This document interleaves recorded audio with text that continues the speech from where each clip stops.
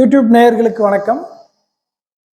ஜோதிடத்தை பொறுத்த வரைக்கும் நிறைய சந்தேகங்கள், நிறைய தோஷங்கள், நிறைய குழப்பங்கள் எப்பயுமே எல்லார்கிட்டையும் இருந்துக்கிட்டே இருக்கு.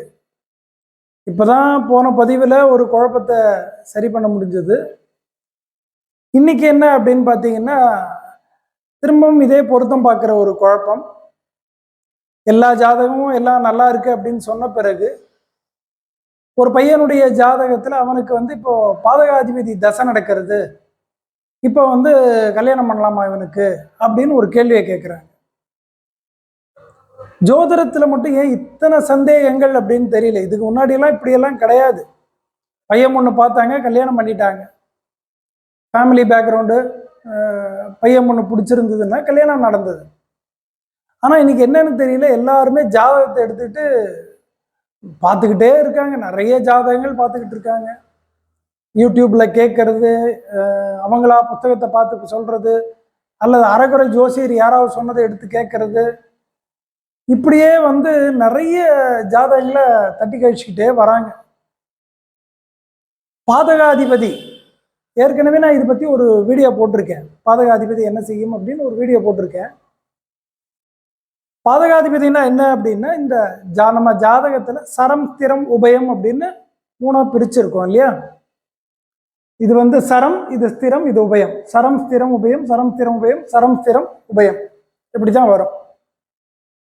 சரலக்ன ஜாதகர்களுக்கு 2, 7ஆம் இடங்கள் மாரகஸ்தானங்கள் அப்படின்னு சொல்லுவோம். 11ஆம் வீடு பாதகஸ்தானம் அப்படின்னு சொல்லப்பட்டிருக்கு.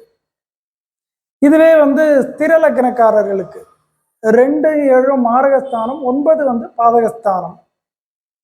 உபயலக்னத்துக்கு 2, 7, 7, 2ஆம் இடம் 7ஆம் வீடு மாரகஸ்தானம், 7ஆம் வீடு பாதகஸ்தானம். இந்த மாரக பாதகஸ்தானத்துக்கு எப்ப பார்க்கணுங்கிற ஒரு சின்ன அறிவு கூட இல்லாம நிறைய குழப்பங்களை பண்ணிட்டு உட்காந்துருக்காங்க. அதுவும் முக்கியமா இந்த திருமண காலகட்டங்கள்ல. முதல்ல இந்த மாரகஸ்தானம்னு சொன்னா 2, 7ஆம் இடம் மாரகம் கொடுக்கும், பாதிப்பை கொடுக்கும் அப்படின்னு ஒண்ணு சொல்லியாச்சு. ரைட்டு. எப்ப கொடுக்கும்னு ஒண்ணு இருக்குல்ல. 2ஆம் வீடு தான் தனஸ்தானம் அப்படின்னு சொல்றோம். லக்னத்துக்கு 2ஆம் இடத்தை பணவரவை கொடுக்குற ஒரு இடம். 7ஆம் இடம் களத்திரம் அல்லது திருமணஸ்தானம். இப்ப பணவரவையும் குடும்பத்தையும் அது கொடுக்குமா, திருமணத்தை கொடுக்குமா, இல்ல 2, 7 சேர்ந்து அவங்களுக்கு மாரகத்தை கொடுக்குமா? எவ்வளோ ஒரு பெரிய குழப்பம் பண்ணி வைக்கிறாங்க பாருங்க. ஏன்னா 2, 7 மாரகம்னு சொல்லிட்டா அப்புறம் யாரு குடும்பத்தை கொடுக்கறது, யார் தனஸ்தானத்தை கொடுக்கறது, யார் கல்யாணம் பண்ணி வைக்கிறது? அல்லது உபயலக்னத்துக்கு 7ஆம் வீடு பாதகஸ்தானம் அப்படின்னு சொல்லிட்டால் யார் திருமணம் பண்ணி வைப்பாங்க? 7ஆம் அதிபதி பாதகாதிபதி தசை வந்துடுச்சு, அந்த தசை வந்தால் திருமணத்தை கொடுக்காதா? ஒரு தசைங்கிறது இவ்வளவு காலகட்டம். 9 கிரகங்களும் சேர்ந்து 120 வருஷத்தை நடத்திக்கிட்டு இருக்காங்க. ஒவ்வொரு கிரகத்துக்கும் ஒவ்வொரு குறிப்பிட்ட வருஷங்கள். நான் இதுக்காக தான் என்ன பண்ணேன்னா, என்கிட்ட இருக்கிற ஃபைல்ல இருக்கிற ஒரு ஜாதகம், அதாவது திடீர்னு இது இல்லைன்னு சொன்னா ஒத்துக்க மாட்டாங்க. ஒரு உதாரணத்தோடு சொல்லும்போது, ஏற்கனவே வாழ்ந்து இருக்கக்கூடியவர்கள் ஜாதகத்தை பார்க்கும்போது இது எவ்வளவு பெரிய அபத்தமான விஷயம் அப்படின்னு தெரியும். இந்த முதல் ஜாதகத்தை பார்த்தீங்கன்னா, இது ஒரு பெண்ணுடைய ஜாதகம். இவங்களுடைய லக்னம் கன்னியா லக்னம், துலா ராசி, 5ல் ராகு, 9ல் சுக்கிரன், குரு, 11ல் செவ்வாய், சூரியன், கேத்து, புதன். இவங்களுக்கு திருமணம் எப்ப நடக்கிறது? 1976. இவங்க பிறந்தது 53ல். 23 வயசுல இவங்களுக்கு கல்யாணம் பண்றாங்க. திருமணம் பண்ணும்போது திருமண காலகட்டத்துல என்ன தசை நடக்குதுன்னு பார்த்தா, குரு தசையில சனி புத்தி ஓடிக்கிட்டு இருக்கு. ஆக்சுவலா குரு யாரு? இந்த லக்னத்துக்கு 7ஆம் அதிபதி. இன்னைக்கு இவங்க பேச்சில் சொன்னா பாதகாதிபதி. பாதகாதிபதி தசை திருமணத்தை கொடுக்குமா, கெடுக்குமா? இதெல்லாம் பார்த்தோம்னா பாதகாதிபதினு சொல்ற குரு தான் கல்யாணத்தையே கொடுக்குறாரு. 7ஆம் அதிபதியா இருந்து 9ஆம் வீடு பாக்கியஸ்தானத்துல உட்காந்து சுக்கிரனோட சேர்ந்து கல்யாணத்தை கொடுத்துக்கிட்டு இருக்காரு, குடும்பாதிபதியோட சேர்ந்து. புத்தியை நடத்துற சனி யாரு? பூர்வ புண்ணிய பலனை கொடுக்குற 5ஆம் இடத்துக்கு அதிபதி. சனி எங்க உட்காந்துருக்காரு? லக்னத்திலே உட்காந்து 7ஆம் வீட்டை பார்த்துக்கிட்டு இருக்காரு.